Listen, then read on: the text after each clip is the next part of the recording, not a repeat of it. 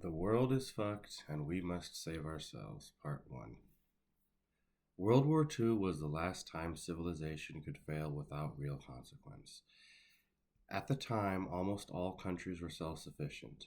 That is, almost all people ate food that was grown locally and without dependence on a global supply chain.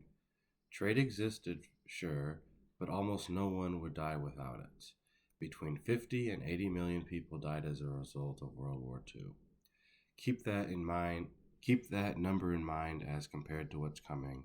That is nothing. Let's begin with the humble burger, a simple sandwich consisting of a bun, some vegetables, beef, and sauce. The wheat, grown using the Haber process, which is how the bulk of the world's fertilizer is made.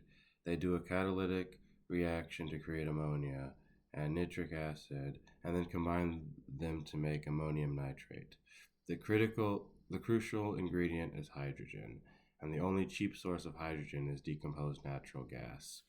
The gas has to be drilled, which requires the supply chain to make the drills, pumps, storage tanks, etc., and then pumped where needed, or physically shipped in containers. That means trucks, boats, pipelines, all of which have to be made, all from parts which are made all around the world. This stuff is fractal. Every little things has a whole global supply chain behind it.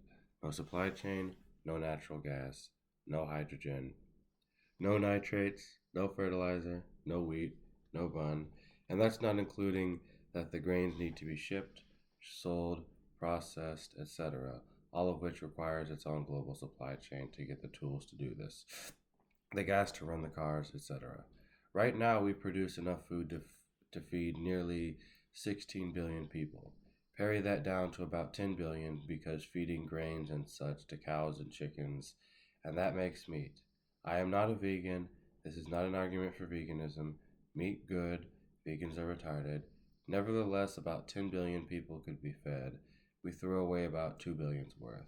Without the Haber process, the absolute maximum we could feed would be about 4 billion. That's 4 billion starving people eating nothing but tofu and bread. Meat would become such a luxury product because the only way to feed the cows would be to farm them exclusively on grass, which is less common than you think. That leaves 4 billion people who have literally nothing. The greatest impact would be China, India, and Africa. These three regions alone have half the world's population. Ironically, one of the only first world countries that wouldn't face starvation directly would be the United States of God bless America, and this would make us the target of the inevitable resource wars. When every starving person on earth decides to pile on us at the same time, desperate for whatever we can give them, retarded liberals will demand we let in the refugees, despite the fact that this would be literally be the same as trying to rescue a drowning man by swimming out to him. They would eat what little we have, and then we would all starve. Russia has a population that they can't sustain with their farmland. Despite their size, tiny Ukraine has more cropland. Russia would not be pussyfooting around like they are in Ukraine right now. They would begin glassing cities to take what they need. In fact, if I was betting, man, this is the real reason the war in Ukraine actually started. Russia might be running out of oil and know that everyone else is too. They might also fear a global supply chain shutdown. Believe it or not, they also need that stuff. If they could take Ukraine, no amount of dead Ruskies would outweigh the chance of having one of the few places on Earth where you could reliably grow all the food you need for a country the size of Russia. You think it's a refugee crisis now, with a few tens of thousands of Africans crossing into Europe? Africa would begin marching north like rats abandoning a ship. They would not stop until they got to Europe and took everything. We've been feeding them for decades and they have spawned as such. It would be a Zerg rush, and stopping them would be some World War Z kind of stuff. I'm talking a full march of 1 billion starving Africans straight into Mother Europa.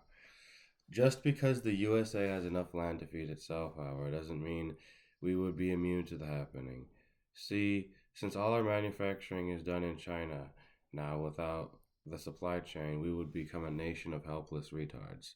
The East Coast would be cut off from the Midwest, who would gloat at their ability to actually, do stuff. California grows plenty of food for sure, but how long till the aquifer runs out? And they don't do staple crops. They do all the side dishes like carrots and almonds and stuff. Virtually every desert state would be depopulated pretty much immediately. They might have aquifer access, but without a supply chain, they would run all manner of essential supplies. Anyone in colder climates better be a mountain man, because the hippies in log cabins, which are just decorative houses full of plumbing and gas and such, will have to leave. And God help you if you live in any major city, even semi major. Anything larger than a small town and you're screwed. Manhattan Island alone holds 1.6 million people. Do you think there's even a single square inch of farmland? That's a lot of starving uh, people who already kill each other for no reason. 23 million people live in the New York metro area. They would be a swarm of locusts to anyone in the countryside if the supply trucks and boats stopped for even 2 or 3 days. And this would happen everywhere with a large city in it.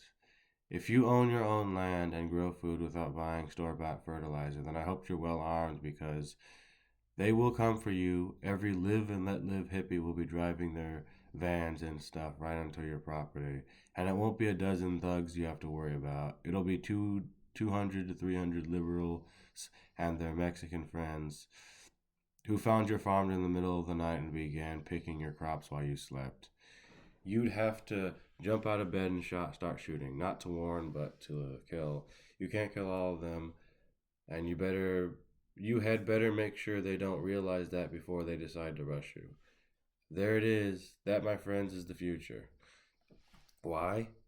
Here's a list of reasons. Number one, the Jew has created a world without a future. The kikes in charge refuse to stock up on non-perishables. It would be trivial for the governments to buy up enough food to feed their population slowly over time. Take America. If every year they bought enough food, sealed, preserved, and stored, to feed just 60 million people, within 5 years they could feed the U.S. for a year. Within 10 years they could feed them for 2 years. Adjust the numbers as needed. It would not be cheap, but that's what Egypt did when a famine was coming, and that's how they survived it. We're not doing that, and we never will. Number two. The Jew has designed the world economy to only work with growth. Everything is an investment whose value needs to grow. But tell me this, when will a house that costs 100,000 cost a million? 10 million? A billion? A trillion? At what point will the value of any home in a Jew-controlled world exceeds the personal income of its private citizens? What about cars? What about food? At some point, it's unsustainable and people stop buying. And when they stop buying, the bubble bursts and everyone loses. That's how international shipping companies go under. That's how banks go under. That's how houses get lost, pensions vanish, and supply chains get disrupted. When everyone depends on a company that ceases to exist, everyone loses. Number three, no matter how much the corporations lie to you, at some point the oil will run out. No, it isn't replenished faster than it's used. That's stupid. Oil is made when the dead plankton float to the bottom of the ocean and gets scooped up like by plate tectonics, buried, and compressed. Coal exists exclusively from the Carboniferous period, with virtually no peat by comparison being made. The Carboniferous period started with trees, when trees first appeared, and ended only when things started eating trees. 99% of all coal comes from there, and 100% of all significant deposits. Everything else is negligible by comparison. Number four, no civilization lasts forever. The bulk of all international shipping is done by boat, and boats are only safe because the U.S. Navy ships patrol every ocean. Without the U.S. military-industrial complex, there is no supply chain, and without the petrodollar, there is no funding for the military. Thus, the military must fight oil wars to maintain their dominance. But if the dollar ever fails, then the Navy stops protecting, and without the Navy, pirates and privateers will take over. Shipping will be prohibitively expensive pretty quickly after that. And no civilization has ever lasted forever. We're nearing the common end of a civilization now, about 250 years. We live in a world that will always balance on the edge of a knife by design with no redundancy, high tensions, and little regard for the kind of self sufficiency that would make someone immune to such a collapse. It's not a question of if the modern world will end, it's a question of when.